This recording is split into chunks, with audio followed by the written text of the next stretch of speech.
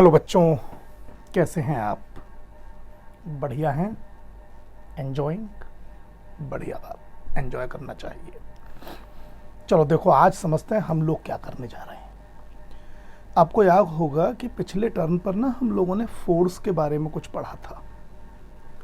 हमने ये जानने की कोशिश की थी कि फोर्स एक्चुअली होता क्या है, उसके टाइप्स क्या होते हैं, और फिर हमने कई कैटेगरी देखी थी। हमने weak force, strong force, contact, non contact force, then we have seen balanced and unbalanced force, है ना। तो कुल मिलाकर के फोर्स के बारे में हमें एक आइडिया लग गया था कि व्हाट एक्चुअली फोर्स इज। आज हम लोग एक नया टॉपिक डिस्कस करने जा रहे हैं जो इंटरलिंक है एक दूसरे से। इसे चाहे तो आप ऐसे कह दें, first law of motion,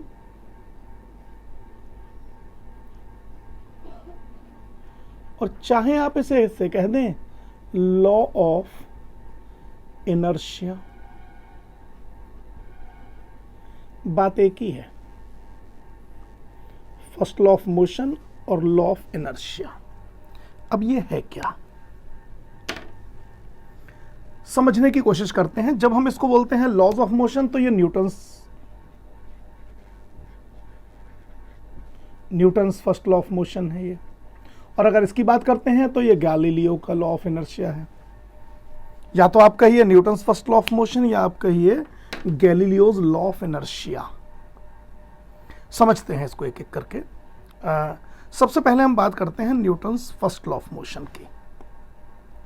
Newton ने अपने फर्स्ट लॉ में बोला क्या, क्या बताया हमें, क्या एक्सप्लेन किया।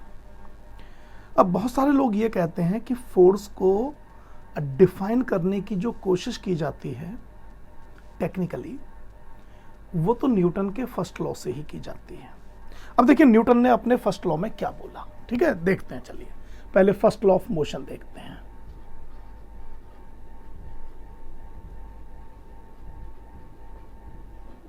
ध्यान से समझिएगा क्या कह रहे हैं न्यूटन। ही इज सेइंग कि if an object is at rest, it will be at rest, and if an object is in motion, it will continue its motion in straight line with fixed speed until an external unbalanced force is applied on it. एक बार हिंदी में भी सुन लीजिए। What is basically told by Newton कि अगर एक object रुका हुआ है, रेस्ट पर है, तो वो रुका ही रहेगा। और अगर वो मान लीजिए चल रहा है, मूव कर रहा है, तो वो मूव करता रहेगा, अपनी डायरेक्शन को चेंज नहीं करेगा, स्ट्रेट लाइन में चलेगा, और वो अपनी स्पीड को भी चेंज नहीं करेगा जब तक कि आप उस पर कोई एक्सटर्नल और वो भी अनबैलेंस्ड फोर्स नहीं लगा देते। मतलब कहने का उनका मतलब ये है कि अगर ऑब्जेक्ट, मान लीजिए एक ऑब्जेक्ट है और वो रुका हुआ है, उसकी स्पीड जो है वो 0 है, और मान लीजिए इस पर जो आपने फोर्स अप्लाई किया वो 0 है, मींस नो फोर्स, तो आप कितने भी टाइम के बाद देखिए आपको ये हमेशा रेस्ट पर ही मिलेगा। और अगर मान लीजिए एक ऑब्जेक्ट किसी एक सर्टेन स्पीड से चल रहा है, मान लीजिए उसकी वेलोसिटी है u, आपने इस पर कोई फोर्स अप्लाई नहीं किया और ये किसी वेलोसिटी से इस डायरेक्शन में चल रहा था, तो वो उतनी ही वेलोसिटी से उसी डायरेक्शन में चलता रहेगा। ना तो इसकी डायरेक्शन में कोई चेंज आएगा,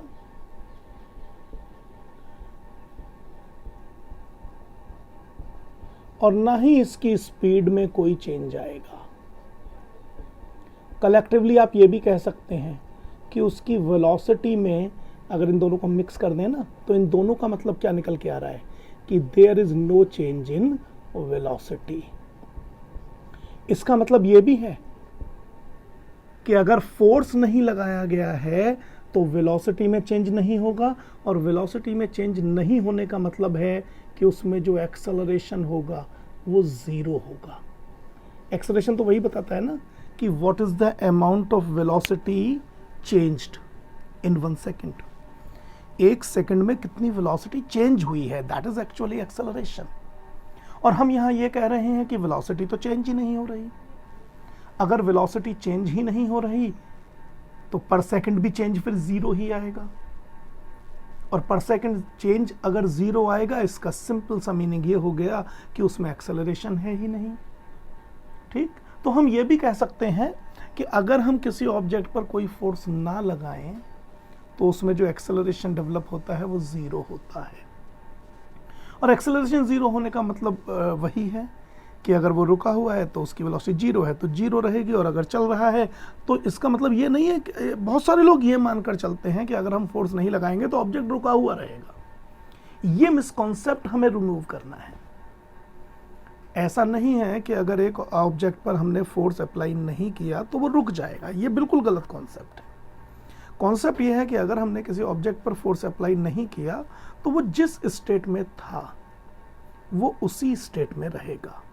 रुका हुआ था पहले से ही तो रुका रहेगा, लेकिन अगर वो पहले से चल रहा था, हम उस पर अभी भी कोई फोर्स अप्लाई नहीं कर रहे but previously it is moving, तो फिर वो मूव करता रहेगा सेम स्पीड से। यहां पर हम ये मानकर चल रहे हैं कि वो जिस सरफेस पर मूव कर रहा है वहां कोई फ्रिक्शन जैसा फोर्स अप्लाई नहीं हो रहा है। यानी ये सारे कॉन्सेप्ट जिन्हें हम कहते हैं ना स्मूथ सरफेसेस, प्रैक्टिकली ऐसा कोई भी सरफेस नहीं होता। ठीक, लेकिन हम आइडियली यहाँ ये मानकर चलते हैं कि जिन सरफेसेस पर हम ये ऑब्जेक्ट को मूव करा रहे हैं इट इज़ फ्रिक्शनलेस, इसमें कोई फ्रिक्शन नहीं है। और अगर इसमें कोई फ्रिक्शन नहीं है तो यहाँ पर फिर नेट फोर्स ओवरऑल 0 हो गया। ठीक है ना। यहाँ पर हमें यह भी समझना चाहिए कि मान लीजिए मेरे पास एक ऐसा सरफेस है जिसमें फ्रिक्शन है, मैंने उस पर मान लीजिए एक ऑब्जेक्ट रखा और मैंने उस पर एक फोर्स यहाँ से अप्लाई किया F, और मैंने क्या देखा कि फोर्स अप्लाई करने के बाद उसकी वेलोसिटी फिक्स हो गई, कांस्टेंट हो गई। ऐसे समझना। अब मैं तो फोर्स लगा रहा हूं, जब मैं फोर्स लगा रहा हूं तो सेम वेलोसिटी से तो वो नहीं चल सकता, लेकिन यहां पर मैं कह रहा हूं कि नहीं वो चल रहा है। तो ऐसा तभी संभव है जब इधर से भी कोई अपोजिट फोर्स लगाए जिससे कि ये दोनों फोर्स बैलेंस हो जाएं। In most of the cases वो फोर्स यहां पर अप्लाई होता है जिसको हम एक्चुअली फोर्स ऑफ फ्रिक्शन कहते हैं।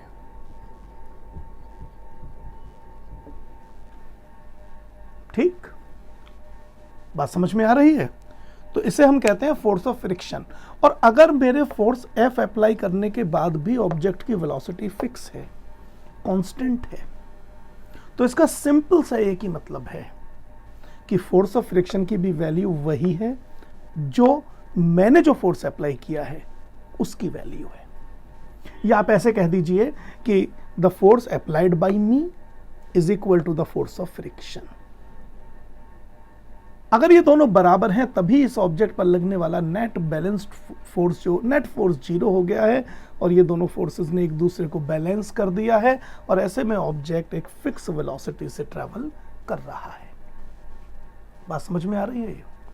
ठीक, तो बेसिकली जो फर्स्ट लॉ ऑफ मोशन है वो मुझे बस ये समझाने की कोशिश करता है कि भाई अगर आप किसी ऑब्जेक्ट को स्टेट ऑफ रेस्ट से स्टेट ऑफ मोशन में या स्टेट ऑफ मोशन से स्टेट ऑफ रेस्ट में लाना चाहते हैं तो आपको उस पर एक फोर्स अप्लाई करना पड़ेगा। ये फर्स्ट लॉ ऑफ मोशन मुझे फोर्स की इस प्रॉपर्टी के बारे में आइडिया देता है कि by applying force you can change the state of rest और state of motion of an object. Force लगा करके आप चलते हुए ऑब्जेक्ट को रोक सकते हैं और रुके हुए ऑब्जेक्ट को चला सकते हैं। तो न्यूटन बेसिकली यही बताते हैं हमें अपने फर्स्ट लॉ में कि अगर आपने ऑब्जेक्ट पर कोई एक्सटर्नल अनबैलेंस्ड फोर्स अप्लाई नहीं किया तो फिर अगर वो रुका हुआ है तो फिर वो रुका ही रहेगा, और अगर वो चल रहा है तो वो चलता रहेगा, स्ट्रेट लाइन में चलेगा, मतलब वो अपनी डायरेक्शन भी चेंज नहीं कर पाएगा क्योंकि आपने फोर्स लगाया ही नहीं है। ठीक, और ना वो अपनी स्पीड में कोई चेंज कर पाएगा। ठीक, बात समझ में आ रही है? इसका क्या मतलब हुआ कि वो अगर रुका है तो रुका ही रहेगा और अगर चल रहा है तो स्ट्रेट लाइन में सेम वेलोसिटी से चलता रहेगा।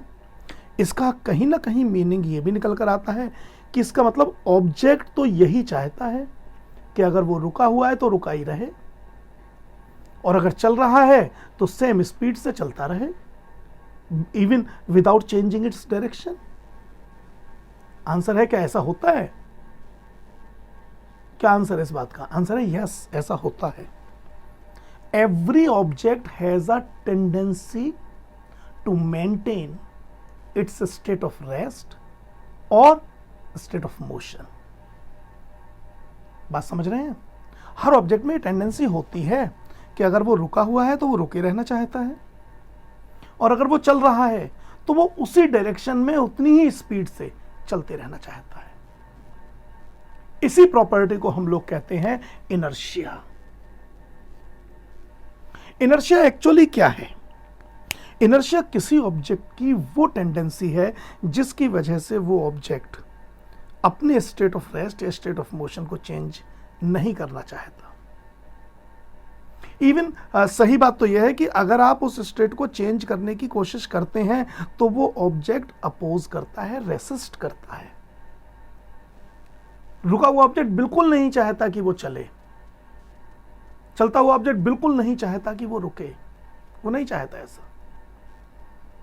ठीक, ये फैक्ट है।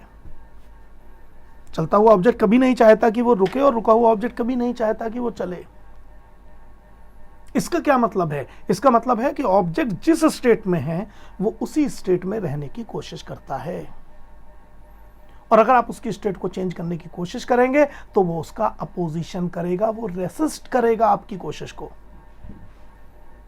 ठीक, तो ये जो प्रॉपर्टी होती है किसी भी ऑब्जेक्ट में अपनी स्टेट ऑफ रेस्ट या स्टेट ऑफ मोशन को मेंटेन रखने की, इसको इनर्शिया कहते हैं। मान लीजिए आप कभी छुट्टी पे गए घूमने, आपका मन करा कि इस बार समर वेकेशन में, इस बार तो संभव नहीं था, मान लीजिए किसी प्रीवियस ईयर की बात करते हैं, आप घूमने गए। जब आप लौट कर आए, सरप्राइजिंगली हर ऑब्जेक्ट जहां पर आपने रखा था वो वहीं पर रखा हुआ है। ठीक, ऐसा क्यों हुआ होगा? ठीक, आपको कभी सरप्राइज नहीं होता कि जो चीज हमने जहां पर रखी थी हम 2 महीने बाद भी अगर लौट कर आते वो हमें वहीं क्यों मिलती है? आप ये कह सकते हैं कि सर इसमें सरप्राइज वाली कौन सी बात है, ये तो बड़ी कॉमन बात है ना? लेकिन देखिए, साइंटिफिक थॉट तो यही कहता है ना, उल्टा सोचिए। न्यूटन जब पेड़ के नीचे बैठा हुआ था और सेब टूट के नीचे गिरा तो न्यूटन को क्यों आश्चर्य होना चाहिए था? आश्चर्य तो तब होना चाहिए था जब वो हवा में उड़ने लगता।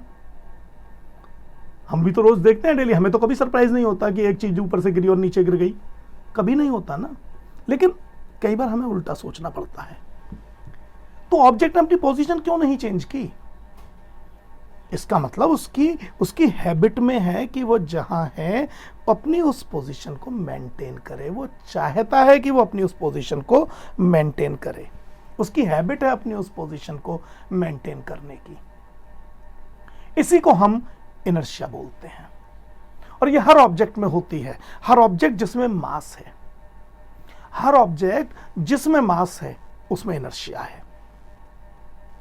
ठीक, और अगर ऑब्जेक्ट है तो उसमें मास होगा, यह भी ध्यान रखिएगा, वरना वो ऑब्जेक्ट नहीं है। तो हर ऑब्जेक्ट में इनर्शिया है, और जिसमें इनर्शिया है उसमें अपनी स्टेट को मेंटेन रखने की टेंडेंसी है। ठीक, ये और याद रखिए, जितना ज्यादा मास उतनी ही ज्यादा टेंडेंसी अपनी पोजीशन ऑफ, अपनी स्टेट ऑफ रेस्ट या स्टेट ऑफ मोशन को मेंटेन रखने की। जितना ज्यादा मास होगा, समझ रहे हैं? जिस ऑब्जेक्ट में जितना ज्यादा मास होता है उसके अंदर उतनी ही ज्यादा टेंडेंसी, उतनी ही ज्यादा प्रॉपर्टी होती है अपनी स्टेट ऑफ रेस्ट या स्टेट ऑफ मोशन को मेंटेन करने की। इसे एक एग्जांपल लेके समझते हैं। ठीक है, चलो एक एग्जांपल लेके समझते हैं। इसको मैं मिटा रहा हूं। एक गेम खेलते हैं, चलो ठीक है। मान लो एक गेम है, थोड़ा खतरनाक है, पर मान लीजिए आपसे कहा गया बच्चों आपको एक गेम खेलना है। ये मान लो एक नेशनल हाईवे है।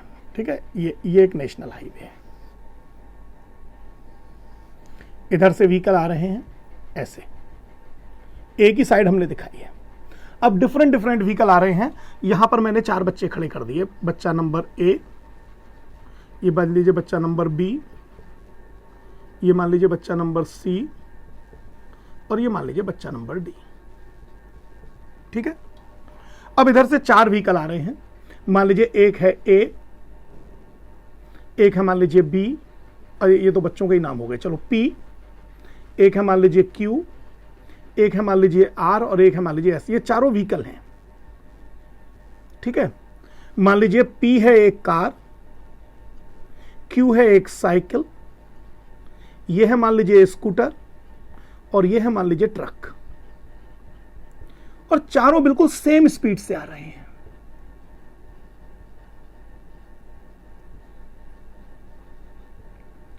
ठीक, car, cycle, scooter and truck. अब मैंने आपसे पूछा कि बच्चों बताओ आप इनमें से कौन सी पोजीशन पसंद करेंगे, ए, बी, सी या डी। रूल यह है कि आपको इन्हें रोकना है। ये चारों चलते हुए आ रहे हैं हाईवे पर, आपको इन्हें रोकना है हाथ से ऐसे। आप कौन सी पोजीशन चूज करेंगे? जहां तक मुझे लग रहा है, क्योंकि आप मुझे इसमें जवाब दे नहीं सकते ना वीडियो में, जहां तक मुझे लग रहा है ज्यादातर, वैसे तो सभी इस पोजीशन को चूज करेंगे। या ट्रक को कोई चूज करना चाहेगा? इसे कोई चाहता है? अगर कोई कहे हां सर मैं तो ट्रक को चूज करना चाहता हूं, तो फिर उसे कर ही लेना चाहिए, क्योंकि कोई भी समझदार बच्चा तो ट्रक को रोकने की कोशिश करेगा नहीं, हाथ से रोकना है। तो सब साइकिल को क्यों चूज करना चाहते हैं? मेरा क्वेश्चन ये है। आपका एक सीधा सा जवाब हो सकता है, बोले सर चोट कम लगेगी। Yes you are right. एक तरीका ये भी था, सर बोले हम तो सर गेम खेल ही नहीं रहे। लेकिन मान लो, इमेजिन करो, ये कंपलसरी है नहीं, खेलना तो है। तो everyone is trying to choose the position of boy B वाला चाहिए। सब क्यों चाहिए? सब तो सेम स्पीड से आ रहे हैं, रोकना ही तो है आपको। लेकिन आपका कॉमन सेंस, मैं जानता हूं ये गेम आज तक कभी किसी ने खेल के नहीं देखा होगा, लेकिन फिर भी आपका कॉमन सेंस जानता है। क्या जानता है? कि साइकिल को रोकना सबसे आसान है, ट्रक को रोकना सबसे मुश्किल है। सबसे मुश्किल ट्रक रोकने में, मुश्किल अगर है तो। दूसरे नंबर पर कार, तीसरे पर स्कूटर और चौथे पर साइकिल। तो साइकिल को चौथे नंबर पे रखने का मतलब यह है कि साइकिल को रोकना सबसे आसान है, क्योंकि डिफिकल्टी लेवल पर यह चौथे नंबर पर है, यानी इजीएस्ट लेवल पर यह नंबर 1 पर है। लेकिन अगर मैं आपसे कहूं कि इसे रोकना आसान क्यों है? चलते हुए तो चारों ही आ रहे थे, चलते हुए तो चारों ही आ रहे थे और चारों ही स्टेट ऑफ मोशन में थे, और चारों स्टेट ऑफ मोशन में थे तो चारों में टेंडेंसी थी चलते रहने की। इसका मतलब they have inertia of motion in them. इन चारों में इनर्शिया ऑफ मोशन था, ठीक। चारों में अपने मोशन को मेंटेन रखने की टेंडेंसी थी, लेकिन अपने मोशन को मेंटेन रखने की सबसे ज्यादा टेंडेंसी किसमें थी? आंसर है सर ट्रक में। मोशन को, जो टेंडेंसी है मोशन की, उसको मेंटेन रखने का मतलब यही है कि उसको रोकना सबसे मुश्किल है, और साइकिल को आप सबसे आसानी से रोक पा रहे हैं। इसका मतलब साइकिल में चलते रहने की टेंडेंसी बाकी के कंपैरेटिवली सबसे कम है। अगर आप ध्यान से देखें, साइकिल और ट्रक में जो मेजर फैक्टर है ना, वो इसका मास, वजन ही है। बहुत सारे बच्चे करोगे नहीं sir size does matter. Yes, size does matter if the material are made up by the same thing. अगर मान लीजिए ट्रक थर्मोकोल का होता तो क्या तब भी साइज मैटर करता? तब आप कहते नहीं सर नहीं थे, फिर तो ट्रक ही बढ़ जाता अगर थर्मोकोल का होता तो। इसका मतलब यहां पर हम रिजेंबलिंग मास से ही कर रहे हैं, आप माने या ना माने।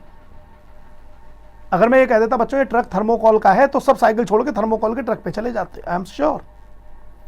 इसका मतलब साइज इतना इंपॉर्टेंस नहीं है जितना इंपॉर्टेंट ट्रक का नाम लेते ही आपके सामने एक हैवी लोडेड भारी चीज का एक कॉन्सेप्ट आपके दिमाग में आता है इमीडिएटली। तो इससे मेरी समझ में ये आ रहा है कि सर सबसे ज्यादा जो चलने की टेंडेंसी है वो तो ट्रक की है, इसलिए हम ट्रक को रोकने की कोशिश नहीं करेंगे। ये चलता जाएगा और हमें भी संग में ले जाएगा। कार में भी हमारे हिसाब से बहुत है, वैसे तो हमें ये गेम खेलना ही नहीं चाहिए, लेकिन अगर मजबूरी है तो हमें बी को ही चूज करना चाहिए। एम आई राइट? मैं फिर एक बार रीजन बोल रहा हूं क्योंकि आप जानते हैं ट्रक की जो टेंडेंसी ऑफ मोशन है वो सबसे ज़्यादा है, इसे इनर्शिया ऑफ मोशन भी कह सकते हैं। हालांकि इन तीनों को मैं अगले वीडियो में ज़्यादा अच्छे से डिस्कस करूंगा टाइप्स ऑफ इनर्शिया में जाकर के, क्योंकि वहाँ हम कुछ एग्जाम्पल भी देखेंगे इसके। ये बात समझ में आ रही है आपके? अब चलिए, आपकी समझ में आ गया कि सर क्योंकि ट्रक सबसे भारी है इसलिए इसमें इनर्शिया भी सबसे ज़्यादा है, इनर्शिया ऑफ मोशन। ठीक, यानी आप ये मान के चलें कि सर साइकिल को रोकना सबसे आसान है और ट्रक में चलते रहने की टेंडेंसी सबसे ज़्यादा है, यानी चलने की टेंडेंसी सबसे ज़्यादा ट्रक में है और सबसे कम चलते रहने की टेंडेंसी साइकिल में है। एम आई राइट? अब मान लीजिए मैंने ये कहा ठीक है, ये चारों आए और सपोज करिए इन चारों ने यहाँ पर आकर के ब्रेक लगा दिए, अपने आप ही, आपको गेम ही नहीं खेलना पड़ा। पी ने यहाँ लगा दिए, क्यू ने यहाँ लगा दिया, आर ने मान लीजिए यहाँ लगा दिया और एस ने मान लीजिए ब्रेक यहाँ पर लगा दिया। फिर से बता दूं, पी क्या था भाई? ये पी, हाँ पी एक कार थी शायद, Q was a cycle, it was a scooter and it was truck. अब ये रुक गए, वेलोसिटी 0। अब मैंने आपसे ये कहा कि बच्चों अभी थोड़ी देर पहले आप लोग मुझे चिल्ला चिल्ला के बोल रहे थे कि सर ट्रक में चलने की टेंडेंसी सबसे ज़्यादा है, साइकिल में सबसे कम है। तो मैंने ये कहा आपसे ठीक है बच्चों, अब आपके सामने ऑप्शन ये है कि अब आपको इन्हें चलाना है।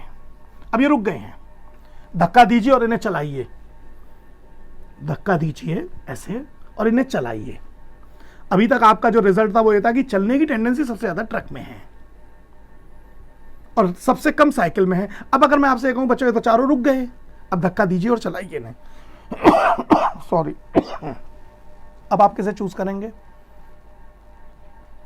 क्यों? अब ये रुक गए हैं चारों और आपको इन्हें चलाना है।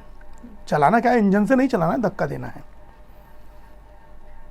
और याद रखिएगा पहले आपका जो आउटपुट था वो ये था कि सर चलने की टेंडेंसी सबसे ज्यादा ट्रक में है। अब आप में से कितने लोग ट्रक को चूज करेंगे? कोई करेगा? मुझे तो नहीं लगता है कि कोई ट्रक को चूज करेगा। सबको पता है अब ये ट्रक चलेगा ही नहीं, खिसकेगा भी नहीं है। समझदार बच्चे फिर से साइकिल को ही चूज करेंगे कि सर हम तो फिर साइकिल को। पहले आप कह रहे थे कि सर इसमें तो सर रुकने की टेंडेंसी सबसे ज्यादा है, लेकिन अब आप जानते हैं कि अगर ये रुक गए तो अब इसमें चलने की टेंडेंसी साइकिल में सबसे ज्यादा है। यानी इसको अगर ये चल रहा था तो इसको रोकना आसान था और अगर ये रुक गया है तो इसको धक्का देकर के चलाना आसान है। अब ट्रक फिर सबसे मुश्किल हो गया। ट्रक जब चल रहा था तो इसको रोकना सबसे मुश्किल था और जब ये रुक गया तो अब इसको चलाना सबसे मुश्किल है।